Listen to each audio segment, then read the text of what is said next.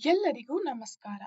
5ನೇ ತರಗತಿಯ ಧಾತು, ಸಂಯುಕ್ತ ಮತ್ತು ಮಿಶ್ರಣಗಳು ಅಧ್ಯಾಯದ ಕುರಿತಾದ ಯೋಜನೆ ಆಧಾರಿತ ಕಲಿಕೆಯ ವಿಡಿಯೋ ಮಾರ್ಗದರ್ಶಿಗೆ ನಿಮಗೆ ಸ್ವಾಗತ.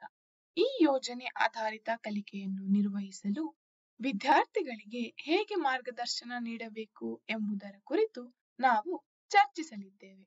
ಜೊತೆಗೆ ಧಾತು, ಸಂಯುಕ್ತ ಮತ್ತು ಮಿಶ್ರಣಗಳ ಮೂಲ ಅಂಶಗಳನ್ನು ಅರ್ಥ ಮಾಡಿಕೊಳ್ಳುವಾಗ ವಿಮರ್ಶಾತ್ಮಕ ಚಿಂತನೆ, ಸೃಜನಶೀಲತೆ ಮತ್ತು ಸಂವಹನದಂತಹ 21ನೇ ಶತಮಾನದ ಕೌಶಲ್ಯಗಳನ್ನು ವಿದ್ಯಾರ್ಥಿಗಳಲ್ಲಿ ಪಿಬಿಎಲ್ ಹೇಗೆ ಬೆಳೆಸುತ್ತದೆ ಎಂಬುದನ್ನು ಸಹ ನಾವು ನೋಡೋಣ. ಈ ಪಿಬಿಎಲ್ ಅನ್ನು ಪೂರ್ಣಗೊಳಿಸಿದ ನಂತರ ವಿದ್ಯಾರ್ಥಿಗಳು ಸಾಧಿಸಲಿರುವ ಕಲಿಕಾ ಫಲಗಳು ಹೀಗಿವೆ. ಈ ಪಿಬಿಎಲ್ ನಿಮ್ಮ ಮನೆಯಲ್ಲಿ ಲಭ್ಯವಿರುವ ಧಾತುಗಳು, ಸಂಯುಕ್ತಗಳು ಮತ್ತು ಮಿಶ್ರಣಗಳನ್ನು ಗುರುತಿಸಬಹುದೇ ಎಂಬ ಅನ್ವೇಷಕ ಪ್ರಶ್ನೆಯಿಂದ ಪ್ರಾರಂಭವಾಗುತ್ತದೆ. ಈ ಪ್ರಶ್ನೆಯು ವಿದ್ಯಾರ್ಥಿಗಳಲ್ಲಿ ಕುತೂಹಲವನ್ನು ಉಂಟುಮಾಡುತ್ತದೆ ಮತ್ತು ಅವರನ್ನು ಅವಲೋಕಿಸಲು, ವಿಶ್ಲೇಷಿಸಲು ಮತ್ತು ಪರಿಕಲ್ಪನೆಗಳಿಗೆ ಸಂಬಂಧ ಕಲ್ಪಿಸಲು ಪ್ರೇರೇಪಿಸುತ್ತದೆ. ಇದು ಆರಂಭದಿಂದಲೇ ವಿಮರ್ಶಾತ್ಮಕ ಚಿಂತನೆಯನ್ನು ಬೆಳೆಸಲು ನೆರವಾಗುತ್ತದೆ. ಮೊದಲ ಚಟುವಟಿಕೆಯಲ್ಲಿ ವಿದ್ಯಾರ್ಥಿಗಳಿಗೆ ಎಲಿಮೆಂಟ್ಸ್, ಕಾಂಪೌಂಡ್ಸ್ ಅಂಡ್ ಮಿಕ್ಸ್ಚರ್ಸ್ ಗಳ ಮೂಲ ಅಂಶಗಳನ್ನು ವಿವರಿಸಿ, ನಂತರ ಕೋಷ್ಟಕದಲ್ಲಿ ನೀಡಿರುವ ಚಿತ್ರಗಳನ್ನು ಗಮನಿಸಿ ಅವುಗಳನ್ನು ಧಾತುಗಳು, ಸಂಯುಕ್ತಗಳು ಮತ್ತು ಮಿಶ್ರಣಗಳು ಎಂದು ಗುರುತಿಸಲು ಮಾರ್ಗದರ್ಶನ ನೀಡಿ. ಈ ಚಟುವಟಿಕೆಯು ವಿದ್ಯಾರ್ಥಿಗಳಿಗೆ ವ್ಯಾಖ್ಯಾನಗಳನ್ನು ತಿಳಿಸುವುದರ ಜೊತೆಗೆ ಅವರಲ್ಲಿ ಅವಲೋಕಿಸುವ ಮತ್ತು ವರ್ಗೀಕರಿಸುವ ಕೌಶಲ್ಯಗಳನ್ನು ಬೆಳೆಸುತ್ತದೆ. ಈ ಚಟುವಟಿಕೆಯನ್ನು ನಿರ್ವಹಿಸುವಾಗ ವಿದ್ಯಾರ್ಥಿಗಳಲ್ಲಿ ವಿಮರ್ಶಾತ್ಮಕ ಚಿಂತನೆಯು ಪ್ರಮುಖ ಪಾತ್ರವನ್ನು ವಹಿಸುತ್ತದೆ. ಎರಡನೇ ಚಟುವಟಿಕೆಯಲ್ಲಿ ವಿದ್ಯಾರ್ಥಿಗಳು ವಿವಿಧ ರೀತಿಯ ವಸ್ತುಗಳು, ಉದಾಹರಣೆಗೆ ಬಂಡೆಗಳು, ತಾಮ್ರ, ಉಪ್ಪು ಮುಂತಾದ ಚಿತ್ರಗಳನ್ನು ಗಮನಿಸಿ ಅವುಗಳನ್ನು ಧಾತು, ಸಂಯುಕ್ತ ಮತ್ತು ಮಿಶ್ರಣಗಳಾಗಿ ವರ್ಗೀಕರಿಸಲು ಮಾರ್ಗದರ್ಶನ ನೀಡಿ. ಈ ಚಟುವಟಿಕೆಯು ದ್ರವ್ಯದ ಪರಿಕಲ್ಪನೆ ಮತ್ತು ಅದರ ವಿಂಗಡಣೆಯನ್ನು ಅರ್ಥೈಸುವುದರ ಜೊತೆಗೆ ವಿದ್ಯಾರ್ಥಿಗಳ ವಿಮರ್ಶಾತ್ಮಕ ಚಿಂತನೆಯನ್ನು ಬಲಪಡಿಸುತ್ತದೆ.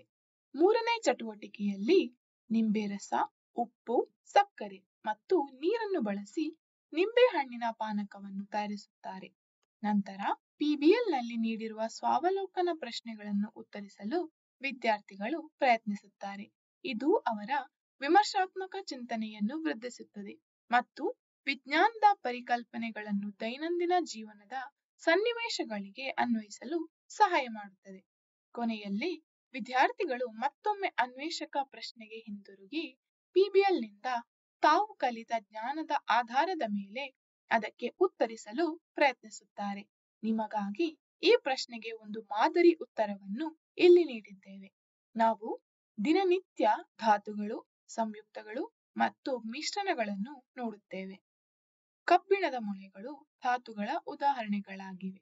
ಉಪ್ಪು, ಸಕ್ಕರೆ ಸಂಯುಕ್ತಗಳ ಉದಾಹರಣೆಗಳಾಗಿವೆ ಹಾಗೂ ಹಾಲು, ಮರಳು ಮಿಶ್ರಣಗಳ ಉದಾಹರಣೆಗಳಾಗಿವೆ. ಈಗ ಬರುವುದು ನನ್ನ ಕಲ್ಪನೆ, ನನ್ನ ರಚನೆ ವಿಭಾಗ. ಈ ಜಾಗವು ವಿದ್ಯಾರ್ಥಿಗಳಿಗೆ ತಮ್ಮ ಆಲೋಚನೆಗಳು, ಪ್ರಶ್ನೆಗಳು ಮತ್ತು ಕಲಿಕೆಯನ್ನು ವ್ಯಕ್ತಪಡಿಸಲು ಅವಕಾಶ ನೀಡುತ್ತದೆ. ಉದಾಹರಣೆಗೆ, ಒಂದು ಧಾತು ತನ್ನನ್ನು ತಾನೇ ಸಂಯುಕ್ತವಾಗಿ ಬದಲಾಯಿಸಿಕೊಳ್ಳಬಹುದೇ ಎಂಬಂತಹ ಹೊಸ ಪ್ರಶ್ನೆಗಳನ್ನು ಬರೆದುಕೊಳ್ಳುತ್ತಾರೆ. ಇದು ಪಿಬಿಎಲ್ ಹೇಗೆ ಕುತೂಹಲಕ್ಕೆ ಪ್ರೇರಣೆ ನೀಡುತ್ತದೆ ಎಂಬುದನ್ನು ತೋರಿಸುತ್ತದೆ ಮತ್ತು ವಿದ್ಯಾರ್ಥಿಗಳ ಸೃಜನಶೀಲತೆಯನ್ನು ವೃದ್ಧಿಸುತ್ತದೆ. ಕೊನೆಯದಾಗಿ 10 ಸ್ವಮೌಲ್ಯಮಾಪನ ಪ್ರಶ್ನೆಗಳು ವಿದ್ಯಾರ್ಥಿಗಳಿಗೆ ತಮ್ಮ ಪ್ರಗತಿಯನ್ನು ಅವಲೋಕಿಸಲು ಸಹಾಯ ಮಾಡುತ್ತವೆ. ಈ ಕಲಿಕಾ ಚಕ್ರವು ಭವಿಷ್ಯದ ಸವಾಲುಗಳನ್ನು ಎದುರಿಸಲು ಬೇಕಾದ 21ನೇ ಶತಮಾನದ ಕೌಶಲ್ಯಗಳನ್ನು ಅವರಿಗೆ ಒದಗಿಸುತ್ತದೆ. ಇದಿಷ್ಟು ಇವತ್ತಿನ ವಿಡಿಯೋ ಮಾರ್ಗದರ್ಶಿ. ಈ ಪಿಬಿಎಲ್ ಕೇವಲ ವಿಜ್ಞಾನದ ಬಗ್ಗೆ ಅಲ್ಲದೆ ವಿದ್ಯಾರ್ಥಿಗೆ ತಾನೊಬ್ಬ ವಿಜ್ಞಾನಿಯಂತೆ ಯೋಚಿಸುವಂತೆ ಮಾಡುತ್ತದೆ. ಈ ವಿಡಿಯೋ ನಿಮಗೆ ಸಹಾಯಕವಾಗಿದೆ ಎಂದು ಭಾವಿಸುತ್ತೇವೆ. ಈ ರೀತಿಯ ಹಲವಾರು ಆಸಕ್ತಿದಾಯಕ ತರಗತಿವಾರು ಪಿಬಿಎಲ್ಗಳು ನಮ್ಮ ಟೀಚೋಪಿಯಾ ಆಪ್ ನಲ್ಲಿ ಲಭ್ಯವಿದೆ. ಅವುಗಳನ್ನು ಅನ್ವೇಷಿಸಲು ಆಪ್ ಅನ್ನು ಡೌನ್ಲೋಡ್ ಮಾಡಿಕೊಳ್ಳಿ. ಆಪ್ನ ಲಿಂಕ್ ಅನ್ನು ಡಿಸ್ಕ್ರಿಪ್ಷನ್ ನಲ್ಲಿ ನೀಡಲಾಗಿದೆ. ಮತ್ತಷ್ಟು ಪಿಬಿಎಲ್ ಮಾರ್ಗದರ್ಶಿಗಳನ್ನು ಅನ್ವೇಷಿಸಲು ಶೀಘ್ರದಲ್ಲೇ ಮತ್ತೆ ಭೇಟಿಯಾಗೋಣ. ಧನ್ಯವಾದಗಳು.